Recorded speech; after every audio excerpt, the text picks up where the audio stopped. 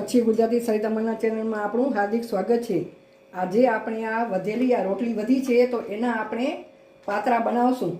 તો એના માટે પહેલાં આપણે આ બાઉલ લેશું। બરાબર, બાઉલમાં આપણે આ એક વાટકી ચણાનો લોટ આપણે અંદર એડ કરશું। બરાબર, આમાં હવે એમાં 1 ચમચ આપણે ખાંડ એડ કરશું। આ આદુ મરચાંની પેસ્ટ છે। બરાબર, આ 1 નાની ચમચ મરી પાવડર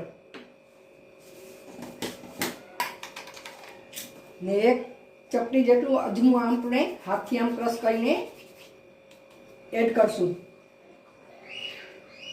આ 1 ચમચી લાલ મરચું પાવડર, આ ધાણા જીરું પાવડર, થોડું જીરું આખું, 1 મોટી વાટકી તલ સફેદ અને ખાંડ 1 ચમચી અને સ્વાદ પ્રમાણે આપણે મીઠું એડ કરશું। બરાબર, આમાં સ્વાદ પ્રમાણે મીઠું અને આ લીંબુનો રસ આપણે અંદર એડ કરશું। હવે અડધી ચમચી જેટલી હળદર આપણે એડ કરશું। બરાબર, ને આપણે આ વેસ્કરની મદદથી થોડું પાણી આમ એડ કરતા જઈશું અને આપણે એની લાઈ જેવું પેસ્ટ જેવું સાવ બનાવી લઈએ। બરાબર, આવી રીતે આપણે મિક્સ કરી લઈએ આવી રીતે આમ। હવે આવું બનાવી લેવાનું। બરાબર, આવું જો સાવ પતલું નહીં ને સાવ ઘાટું પણ નહીં, આવી રીતે આપણે મિશ્રણ બનાવી લેવાનું। બરાબર, હવે આપણે એક રોટલી લેશું। બરાબર,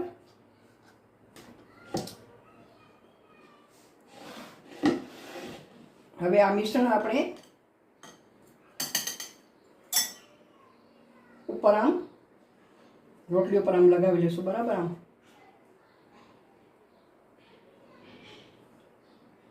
તમે લીલા ધાણા પણ અંદર એડ કરી શકો છો। મારી પાસે આજે ધાણા નથી એટલે મેં એડ નથી કર્યા। આ તમે નાસ્તો એકવાર બનાવશો તો વારે ઘડીએ તમે રોટલી વધારે બનાવશો અને ચાઈને તમે આ બનાવજો, એવો મસ્ત મજાનો નાસ્તો બને છે। આ આવી રીતે આપણે મિશ્રણ લગાવી લઈશું। પછી આવી રીતે આમ જો આવી રીતે આમ આપણે આમ રોલ બનાવી લઈશું। બરાબર, આવી રીતે આમ અહીંયા સાઈડમાં આપણે આમ લગાવી દઈશું જેથી કે ખુલે નહીં। બરાબર, આવી રીતે આમ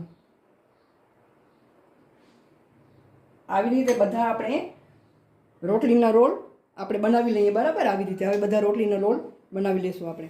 આપણા રોલ બનીને તૈયાર થઈ ગયા છે। હવે જઈએ આપણે ગેસ તરફ। આપણે હવે ગેસ ચાલુ કરી દીધું છે, એમાં પાણી રાખ્યું છે, પાણીને આપણે ગરમ થવા દઈએ ને એક આ કાણાવાળું આપણે આ ઢાંકણ લઈશું। બરાબર, એના ઉપર આપણે આમ તેલ બરાબર લગાવી લઈએ। બરાબર, આમ બરાબર તેલ લગાવી લઈશું। હવે ઢાંકણું આપણે આ તપેલી ઉપર આમ રાખી દઈશું। બરાબર, ને આ બધા રોલ આપણે આવી રીતે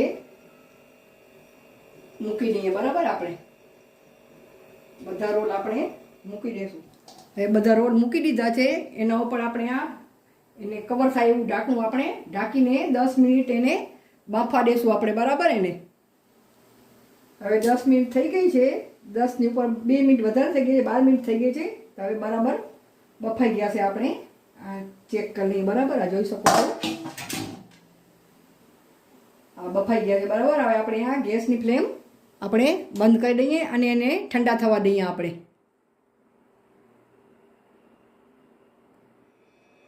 હવે આપણે રોલ ઠંડા થઈ ગયા છે। બરાબર, હવે આપણે એના એક રોલ લઈ અને આવી રીતે આપણે કટ લગાવી લઈએ। બરાબર, આવી રીતે આપણે બધાના કટ લગાવી લઈશું। બરાબર, આમ કટ આપણે લગાવી લઈશું।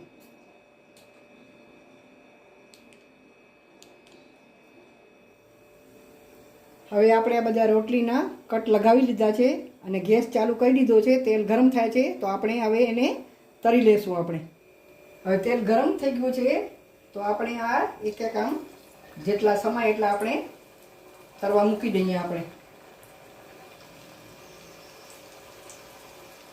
આ બધું પાકેલું છે એટલે તાપ ફૂલ જ રાખવાનું છે, ધીમું નથી રાખવાનું, બરાબર. ફટાફટ તરાઈ જશે આ, જેટલો સમય એટલે આપણે અંદર એડ કરી દઈશું. હવે એને આપણે તરી લઈએ, બરાબર. ને તરત જ પલટી મારવાના, 2-3 મિનિટમાં તરાઈ જાય છે, આને વાર લાગતી નથી. મસ્ત મજાના ક્રિસ્પી બને છે આ જોઈ શકો છો. જો 1 મિનિટ જ થઈ જાય, જો આ તમે જોઈ શકો છો.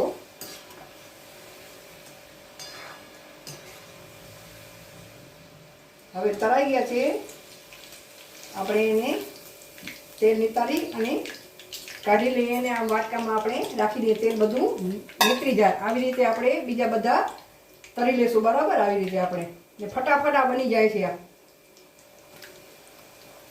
આવી રીતે બધા આપણે તરી લઈએ. આપણે આ વધેલી રોટલીનો નાસ્તો બનીને તૈયાર થઈ ગયો છે. વધેલી રોટલીના પાતરા મસ્ત મજાના બનીને તૈયાર થઈ ગયા, જોઈ શકો છો તમે. ઉપરથી કડક અને અંદરથી પોચા, મસ્ત મજાનો નાસ્તો બનીને તૈયાર થઈ ગયો છે. આની તમે ચાટ બનાવીને ખાઈ શકો છો, ચા જોડે ખાઈ શકો છો, અને એમને એમ પણ તમે ખાઈ શકો છો. મારી રેસીપી તમને ગમે તો લાઈક કરજો, શેર કરજો અને મારા ચેનલને જરૂરથી સબસ્ક્રાઈબ કરજો. આભાર તમારો.